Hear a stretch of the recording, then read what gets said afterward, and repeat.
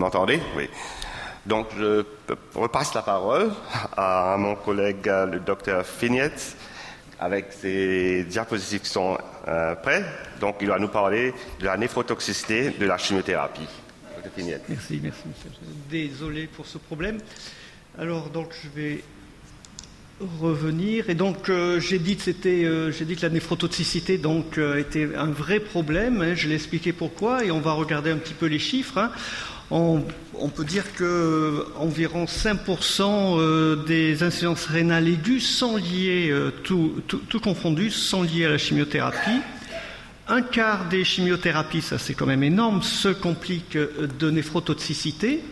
Un problème qui est de plus en plus important actuellement, c'est la chimiothérapie chez les patients qui ont une maladie rénale chronique, hein, qui est un facteur de risque important. Et donc là, on a actuellement jusqu'à 25% des patients qui ont une MRC, donc un débit de filtration inférieur à 60, et 0,5% qui sont en dialyse. Et ce sont des patients qui sont extrêmement difficiles à traiter. Le taux de survie, il est plus bas. On l'a vu pour les patients en insuffisance rénale chronique, le taux de survie est effectivement plus bas, mais même dans les insuffisances rénales aiguës, avec les trois stages, acquis 1, acquis 2 et acquis 3, et nous avons une courbe de survie qui est bien moindre. Alors, pour être précis et pour être juste, la chimiothérapie n'est pas responsable de toute la néphrotoxicité en oncologie. Il y a énormément de dangers en oncologie, et donc le rein est extrêmement sollicité, et nous avons là aussi, nous avons là aussi de nombreuses causes qui ne sont pas liées directement à la chimiothérapie. On a et qui sont d'ailleurs très bien prises en charge par nos collègues oncologues. On a les insuffisances rénales fonctionnelles liées à la mauvaise tolérance, mais ça, ils savent très bien le prévoir. Le syndrome de liste tumorale qui, personnellement, on voit pratiquement plus, parce que là aussi, il est très bien pris en charge. On a également, mais là, on ne peut pas le prévoir, des anémies hémolytiques auto-immunes qui entraînent des insuffisances rénales aiguës. Ça, c'est rare, mais c'est la faute à pas de chance. Et il y a à peu près 150 médicaments qui sont incriminés dans cette pathologie. Et vous pensez bien que dans ces 150 médicaments, il y a de nombreux traitements par chimiothérapie. Nos amis oncologues aiment bien également injecter de l'iode pour vérifier l'évolution de la maladie, et donc ça, ça prête à l'insuffisance rénale, à la tubulopathie. Même dans les soins de support, les biphosphonates ont une certaine toxicité tubulaire et même glomérulaire. Et il y a aussi de nombreuses pathologies, le syndrome de fuite capillaire qui peut être dû à la chimiothérapie, mais qui peut être dû à d'autres médicaments utilisés en oncologie. Alors, pour essayer de bien étudier ça, il faut essayer de chercher les facteurs de risque néphrotoxiques. Et sur ces facteurs de risque, on va en trouver 3. Je vais commencer quand même par le rein. Donc il y a les facteurs de risque liés au rein, les facteurs de risque liés aux patients et les facteurs de risque liés à la chimiothérapie. Les facteurs de risque liés au rein sont extrêmement importants.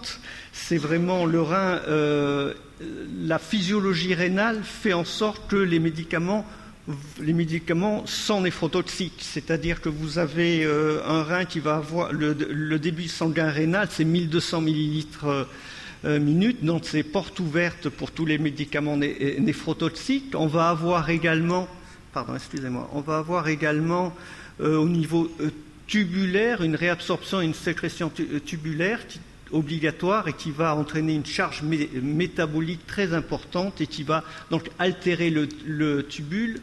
On a également, et ça c'est pas de chance, des médicaments qui ne sont pas néphrotoxiques mais qui vont être métabolisés en médicaments en toxiques. Et puis aussi on a un système pour assurer notre osmose, on a un système très particulier qui fait qu'il y a une forte concentration des médicaments au niveau médulaire et interstitiel. Et également, vous savez que le rein est extrêmement vascularisé, alors il y a une surface endothéliale énorme, et donc ça, là aussi, c'est porte ouverte à tous les phénomènes humains. Le deuxième facteur de risque, c'est un facteur de risque lié au patient. Il est classique pour tous les médicaments, il ne change pas pour les néphrotoxiques, pour la chimiothérapie, pardon. On a évidemment l'âge, il faut mieux être jeune, le sexe, il faut mieux être un homme. Les maladies rénales préexistantes sont le facteur de risque principal, évidemment, mais vous avez aussi l'hypoalbuminémie, l'hypovolémie, toutes les comorbidités cardiovasculaires ou hépatiques. Le troisième facteur de risque, et le dernier, donc, il est lié aux médicaments. Donc, c'est évidemment la néphrotoxicité intrinsèque de la chimiothérapie, mais également nous avons toutes les doses de chimiothérapie, la durée. On a également la galénique, si c'est injecté par voie orale ou par voie IV. Ce qui est très important également, c'est l'utilisation d'autres drogues qui modifient l'hémodynamique glomérulaire, que vous connaissez tous, hein, c'est les anti-inflammatoires non stéroïdiens et surtout les bloqueurs du système rénine-angiotensine qui sont classiquement utilisés et qu'il faut essayer de diminuer ou d'arrêter si vous avez une drogue qui est extrêmement néphrotoxique. Et puis, ce qui est important en bas aussi, c'est la potentialisation de l'effet néphrotoxique. Alors, la potentialisation, ça peut être dû à une deuxième drogue, une deuxième chimiothérapie, drogue liée à la chimiothérapie, ou à d'autres médicaments qui paraissent anodins, mais qui, par phénomène enzymatique, vont majorer la néphrotoxicité de la chimiothérapie. Alors évidemment, qu'est-ce qu'il faut ? Il faut faire une prévention si on veut garder une fonction rénale correcte. Et la prévention, elle va passer par 3 parties. La détermination, et ça c'est peut-être le plus important, c'est la détermination des patients à risque néphrologique. Ensuite, on va essayer de corriger les facteurs de risque. Évidemment, c'est les facteurs de risque qui sont modifiables, qui sont corrigeables. Et on va adapter la stratégie oncologique à la situation que l'on trouve. Alors, évaluation de la fonction rénale, évidemment, on pense tous à la créatinine, à la filtration glomérulaire. Nous avons maintenant effectivement des formules qui sont plus ou moins adaptées et qui sont assez justes pour essayer d'évaluer la fonction rénale, le MDRD ou le CKD-EPI. Néanmoins, dans certains cas, je crois qu'il faut pas hésiter à faire d'autres mesures. Alors actuellement, à La Réunion, on ne peut plus faire de mesures isotopiques. On pourra bientôt faire du yoed sol, mais pour l'instant, on n'a plus la possibilité de faire les mesures au chrome 51. C'est bien dommage, puisque, par exemple, pour les enfants et pour les sujets obèses, hein, les formules ne sont pas du tout adaptées.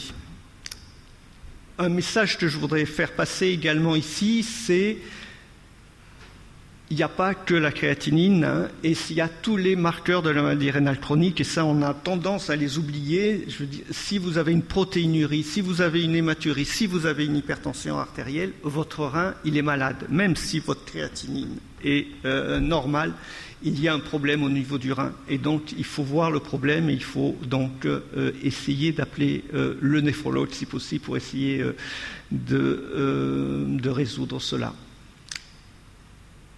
Une fois qu'on a évalué la fonction rénale, donc on va rechercher les autres facteurs de risque.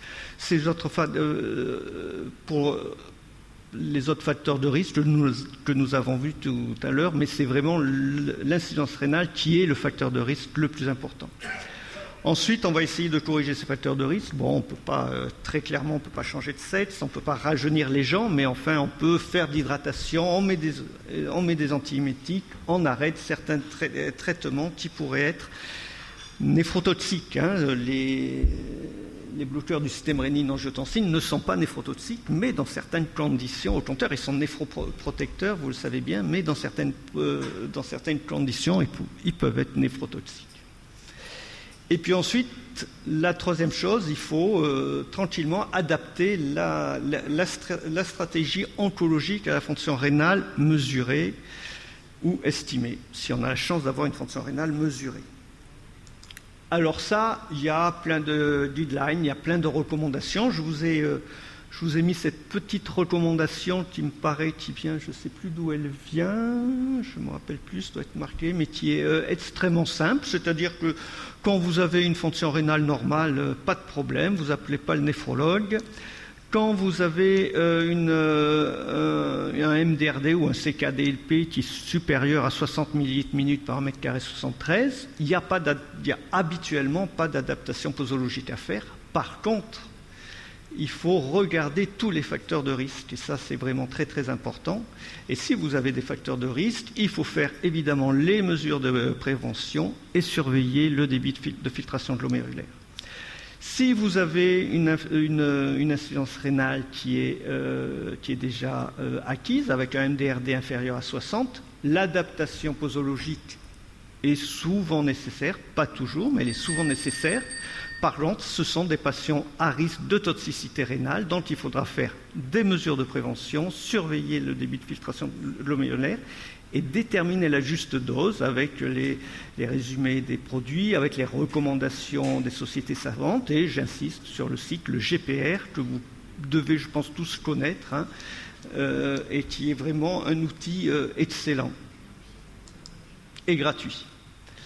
La surveillance, alors le problème, c'est la surveillance de la néphrotoxicité est ensuite indispensable, puisqu'il ne faut pas s'arrêter là. Et le problème, c'est là le grave problème, c'est que la créatinine est un très mauvais marqueur de la fonction rénale, et surtout, il manque de sensibilité dans les valeurs hautes de la filtration glomérulaire. Alors je viens après des cardiologues, et les cardiologues ont depuis la nuit des temps ont des biomarqueurs, ils se sont améliorés dans les biomarqueurs de la souffrance du cœur. Le rein, le néphrologue par exemple ne s'est pas amélioré du tout, et donc on a effectivement quelques biomarqueurs qui sont sortis, mais qui ne sont pas utilisés malheureusement en clinique. Alors les quelques exemples, je ne vais pas les faire, je suis un petit peu pris par le temps, j'aurais bien voulu le faire, et donc je vais terminer juste par cette conclusion, les points essentiels. Vous avez vu que le rein est vulnérable vis-à-vis des thérapies oncogènes, la néphrotoxicité altère la survie du patient, on le sait, les atteintes rénales sont variées, et l'agent causal est souvent difficile à mettre en évidence, et en particulier dans les nouvelles thérapeutiques. L'évaluation de la fonction rénale est primordiale, même si on sait que c'est très approximatif, et elle est primordiale à l'initiation et avant chaque cure, évidemment. Et la prévention passe par la reconnaissance des facteurs de risque et leur traitement avec l'adaptation posologique, l'hydratation et les nombreux guidelines qui sont édités par les sociétés savantes. Je vous remercie.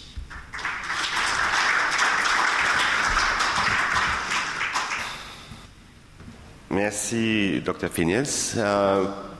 Peut-être une petite question de l'audience, sinon on passera au prochain, comme on est déjà un peu en retard.